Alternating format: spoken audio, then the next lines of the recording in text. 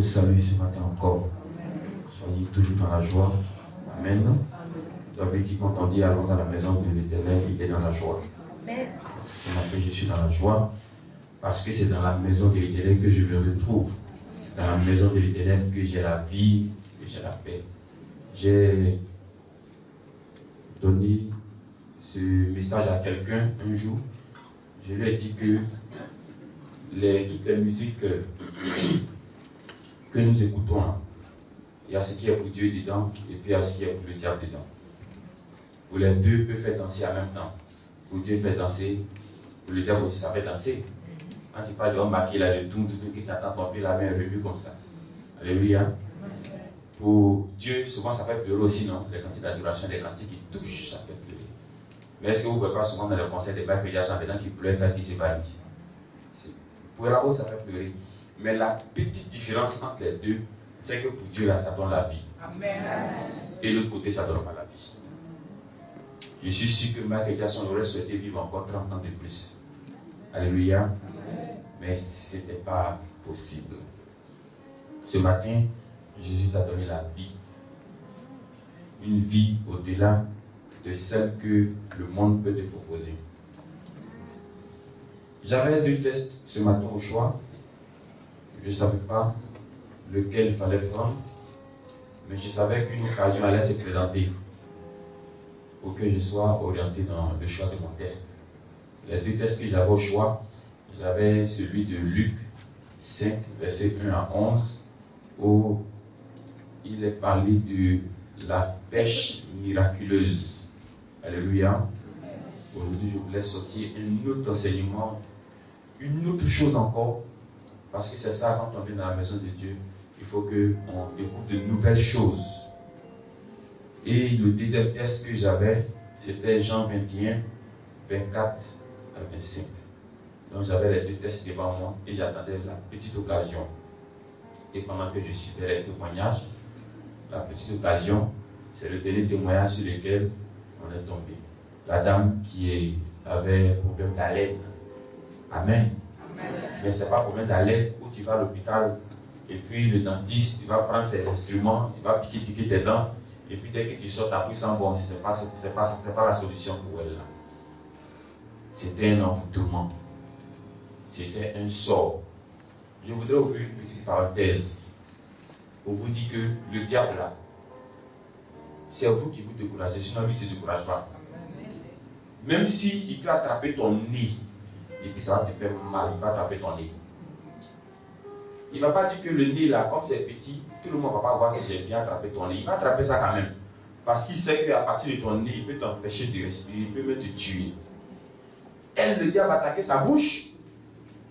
Alléluia. Parce qu'il sait que s'il met quelque chose dans sa bouche, elle ne va pas avoir mariage. Il y a d'autres, le diable attaque le foyer. Il y a d'autres, le diable attaque la famille. Il y a d'autres qui attaquent les enfants. Il y a d'autres qui attaquent le mari. Il y a d'autres qui attaquent la femme. Le mari va boire, il se retrouve demain matin dans un caniveau. Alléluia. Donc ce matin, toi aussi, il faut trouver une petite partie en Dieu qui peut te donner la solution.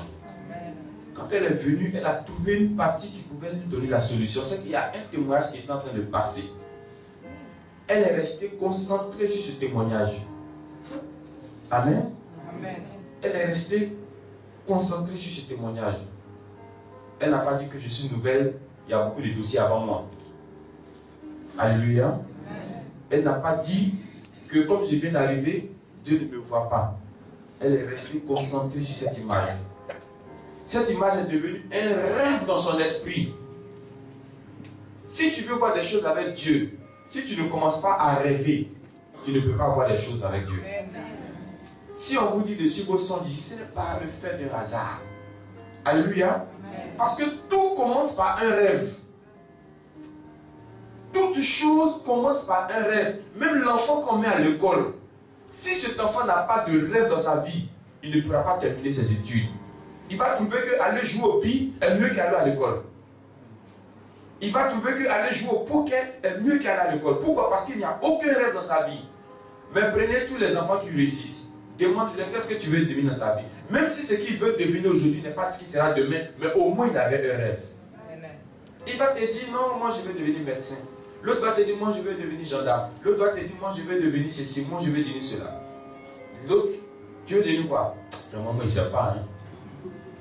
Mais pourquoi tu es à l'école? Moi, si c'est les parents qui ont à l'école facile. Vous voyez?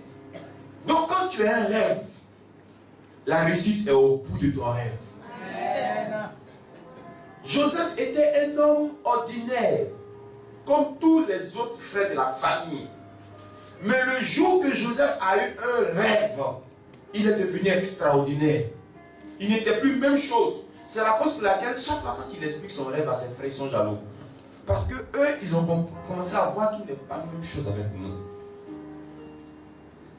Abraham, il devait aussi avoir un rêve. Mais sans Dieu, le rêve n'était pas possible. Donc il est assis dans sa famille. Il ne sait pas qu'il y a une grande destinée que Dieu lui a accordée devant lui. Mais il est dans sa famille. Le jour que Dieu s'est révélé à lui, lève-toi. Sors, va dans ce pays-là. C'était un rêve. Le pays-là, on ne voit pas ça. Mais Dieu dit, va seulement. Donc il fallait qu'il voie ce pays-là dans son esprit. C'est ça qui est le rêve. Aie ton rêve ce matin. Aie un rêve aujourd'hui.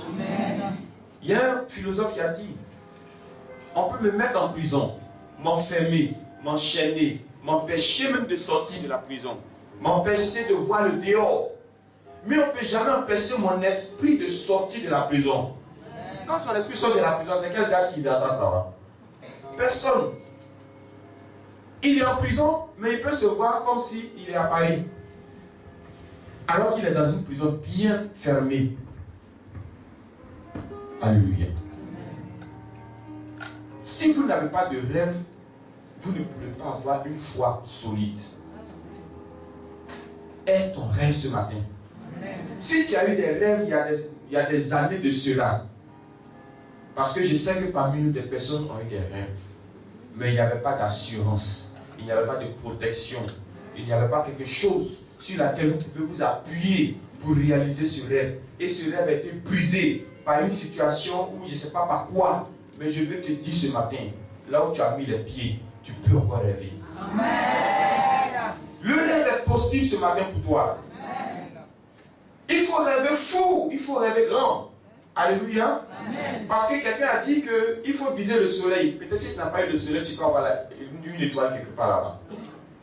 Est-ce que vous savez que matin les étoiles sont là? Moi je suis beaucoup les documentaires. Matin les étoiles sont là. Les étoiles ne s'éteignent jamais. Hein. Si Dieu t'a dit que tu es une étoile, tu ne vas jamais t'éteindre, mon frère, ma soeur. Les étoiles sont là, mais c'est à cause du soleil qu'on ne voit pas les étoiles. Sinon les étoiles sont toujours postées en haut là. C'est pas que quand le jour vient, les étoiles vont se cacher. Non, non, non. Les étoiles sont à leur place. Mais quand il y a le soleil, la lumière du soleil a fait qu'on ne voit pas les étoiles. Mais quand le moment des étoiles arrive pour briller, les étoiles brillent parce que le soleil doit se cacher. Quand ton temps va arriver pour briller, alléluia, amen, on ne pourra plus te cacher. Amen. J'ai dit à quelqu'un hier qui était découragé, je lui ai dit ne te décourage pas. Quand tu prends le livre de Jean, que j'ai noté aujourd'hui, Jean 21, versets 24 à 25, la Bible dit qu'il y a beaucoup de choses que Jésus a faites, mais que la Bible n'a pas mentionné. Si vous voulez, lisons cela ensemble.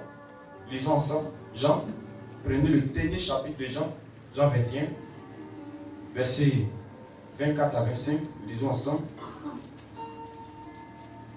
Jean 21,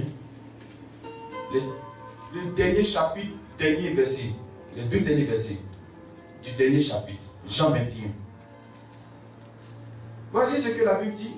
C'est ce disciple qui rend témoignage de ces choses et qui les a écrites. Et nous savons que son témoignage est vrai. Jésus a fait encore beaucoup d'autres choses. Si on les écrivait en détail, je ne pense pas que le monde même pourrait contenir les livres qu'on écrivait. Amen. Est-ce que vous venez d'entendre ce que la Bible dit? C'est-à-dire que la Bible que vous voyez là, je ne dis pas qu'elle n'est pas complète. Mais je veux dire simplement que Dieu n'a pas trouvé nécessaire d'écrire les autres choses parce qu'il sait que ce qu'il t'a déjà donné là est suffisant pour ton miracle. J'ai dit à ce dernier hier, c'est vrai que tu traverses un moment difficile. Mais si tu lis ce texte de Jean et que tu prends dans ce texte-là ce qui est pour toi, parce que forcément dans ce que Dieu a écrit, il y a quelque chose qui est pour toi dedans. Dans ce que Dieu a écrit, il y a l'histoire d'Abraham, il y a l'histoire de Jonas, il y a l'histoire de David, il y a l'histoire de Joseph, il y a l'histoire de Ruth, il y a l'histoire de Anne, il y a l'histoire de celui-là, il y a l'histoire de celle-là.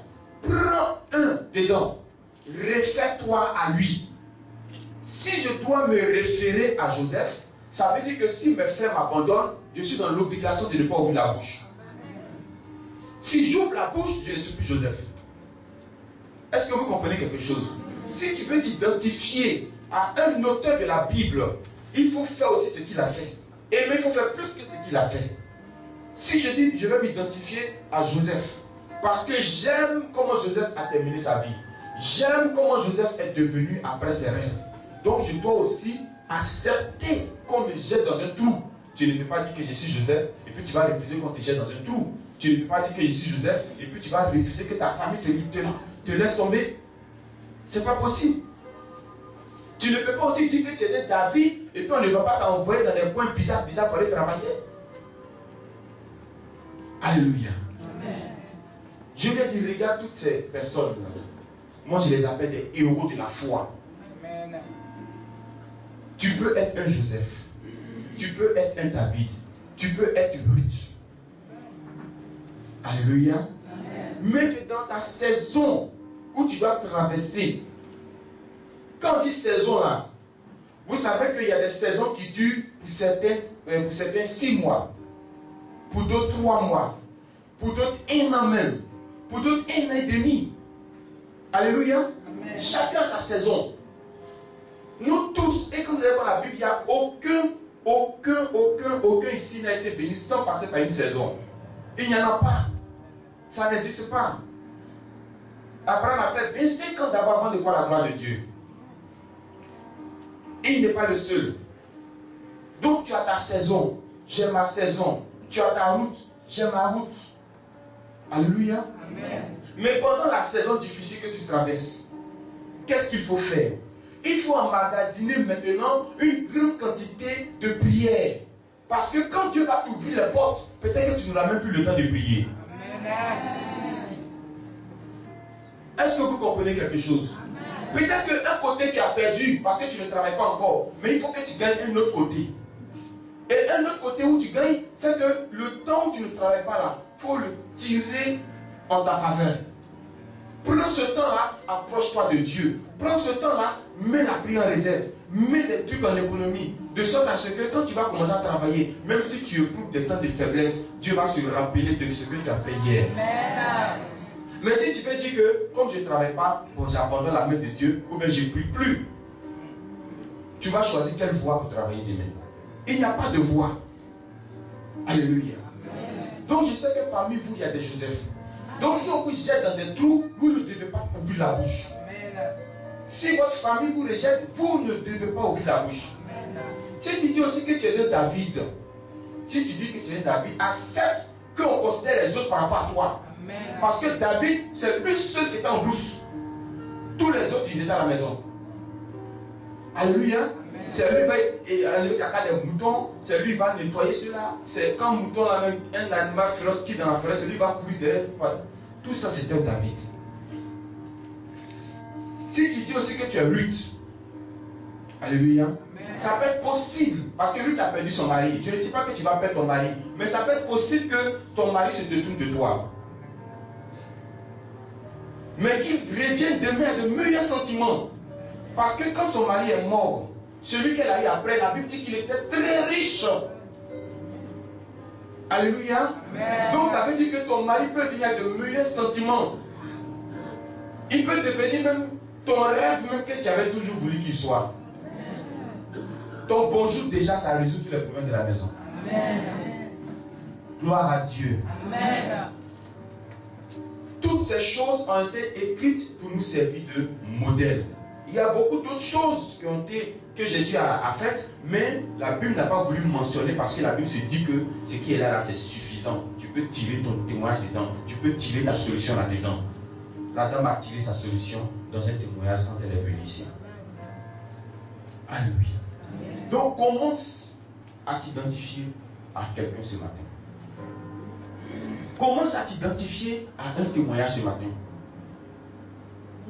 Prends un témoignage et dis-toi que Dieu fera comme il a fait pour cette dame.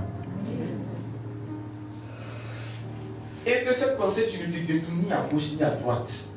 Parce que forcer l'ennemi va vouloir lutter avec toi pour que tu enlèves cette pensée dans ta tête. Mais dis-lui que je ne peux pas enlever cette pensée dans ma tête. Ce que Dieu a fait pour X, il le fera pour moi. Ce qu'il a fait pour Y, il le fera aussi pour moi. Je marche avec cette pensée. C'est mon rêve. Gloire à Dieu. Prenez aujourd'hui tous ceux qui sont riches. Aucun d'eux n'est né avec une cuillère en or à la bouche. Alléluia. Amen. Ils sont tous nés, pour certains même dans des conditions bizarres. Mais aujourd'hui, tu ne peux pas avec leur train de vie. Je ne dis pas qu'ils iront forcément au paradis. Mais je dis que tu ne peux pas avec leur train de vie. Mais tu n'en sais rien. Il peut se convertir, devenir aller aussi au paradis. Un homme conseille la Bible bouffer sur la terre qui s'en bouffe au ciel encore. Maintenant, ça dépend. Si tu veux aussi être un Lazare, c'est possible. Mais moi, je ne veux pas être un Lazare. Sinon, si tu veux être Lazare, c'est possible. Hein? Tu meurs pauvre et puis tu vas au paradis. Sinon, les archers, les étaient riches sur la terre, puis ils ont connu Jésus, puis ils sont au paradis aussi. Amen. Donc, on peut être aussi riche et aller au paradis. Donc, ça dépend de à qui tu veux ressembler ce matin. Aujourd'hui, c'est un bon jeudi pour toi. Amen. Cherche celui à qui tu veux ressembler. Amen. Gloire à Dieu. Amen. Et que tu marches avec cette pensée. Amen. Autrefois, on pouvait te faire du mal à cause de ton rêve. Mais aujourd'hui, c'est terminé. Amen. C'est terminé, on ne peut plus te faire du mal. Amen. Tu es libre de penser. C'est quand on rentre ici que véritablement on n'a plus de condamnation pour ceux qui sont en Jésus. Amen. Personne ne pourra te condamner à cause de ta pensée. Personne. Amen. À cause de ton rêve. Rêve que tu es aux États-Unis. Rêve que tu es. Mais ne rêve pas pour fuir Dieu. Hein. Toujours continue de Dieu dans ce que tu vas devenir. Amen. Parce que tous ces grandes raisons continuent à servir le Seigneur. Donc Jésus a fait beaucoup de choses. Si on les écrivait en détail, je ne pense pas que le monde même pourrait contenir les livres qu'on écrirait. Ah Jésus. Il a fait vraiment beaucoup de choses. Il fera aussi ces mêmes choses pour toi. Amen. Amen. Amen. Donc ça veut dire qu'il y a d'autres malades qui ont été guéris, mais on n'a pas écrit. Il y a d'autres morts qui ont ressuscité, mais on n'a pas écrit. Il y a eu beaucoup de miracles. Donc ça veut dire ce qui est là, ça peut être dit. Les quelques témoignages que tu entends ici, dans cette salle, ça peut te sauver. Amen. Gloire à Dieu. Amen. Ta saison arrive aussi. Amen. Peut-être que c'est 6 mois pour toi, pour d'autres c'est 1 an. Je veux dire à quelqu'un, si tu es jaloux de ton frère, ça veut dire que tu ne crois pas non seulement en toi, mais ça veut dire que tu crois aussi en Dieu. Alléluia. Amen. Si tu es jaloux de ton frère, ça veut dire que tu ne crois pas en toi. Avec mes orteils au complet, mes 10 doigts complets, jaloux de quelqu'un. La personne a 2 bras, 2 pieds. Moi aussi j'ai 2 bras, 2 pieds. Je vais jaloux de toi. Ah, c'est foutaise. Alléluia. Amen. C'est foutaise lui-même. Lui, il est comment il a réussi, comment il n'a pas réussi. Il dit c'est autrefois là que l'ennemi pouvait avoir raison de nous, mais aujourd'hui là c'est fini. Amen. Les misères là, c'est fini. Quand tu arrives au chemin, c'est fini. Amen. Alléluia. Amen. Marche avec assurance. Et marche bien avec ton Dieu. Amen. S'il y a des lots dans ta vie dont tu dois t'en débarrasser, il faut le faire. Abraham, s'il devait bien marcher avec Dieu, il devait se séparer de Lot. Lot et puis Dieu, ça ne marchait pas. Donc s'il y a des lots dans votre vie, s'il y a des lots dans votre quotidien, si vous les avez repérés, si vous les connaissez, séparez-vous. puis avance. Tu vas réussir. Gloire à Dieu. Sur ces paroles, que Dieu vous bénisse. Et qu'il permette que tu t'identifies à un témoignage et que ça soit sur ton rêve et que ce rêve s'accomplisse au nom de Jésus. Que Dieu nous bénisse. Amen.